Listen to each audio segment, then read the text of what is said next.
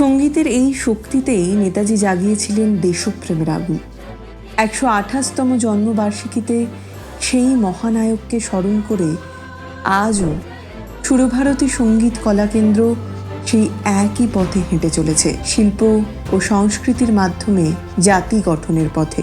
যখন নেতাজি বলেছিলেন, তোমরা আমাকে রক্ত দাও, আমি তোমাদের স্বাধীনতা দেব, তখন তিনি জানতেন শুধু অস্ত্র নয়, সাংস্কৃতিক চেতনাও একটি জাতিকে করে তোলে অজেয়।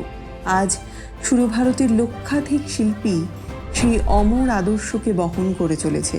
সুরভারতী সঙ্গীত কলা কেন্দ্রের প্রতিটি শিক্ষার্থী আজ বিশ্বের দরবারে ভারতীয় সংস্কৃতির দূত।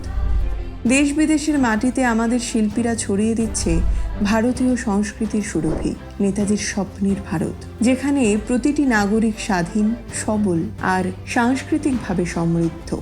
নেতাজি সুভাষচন্দ্র বসুর ১২৮তম জন্মবার্ষিকীতে সুরভারতী সঙ্গীত কলা কেন্দ্রের পক্ষ থেকে শ্রদ্ধাঞ্জলি।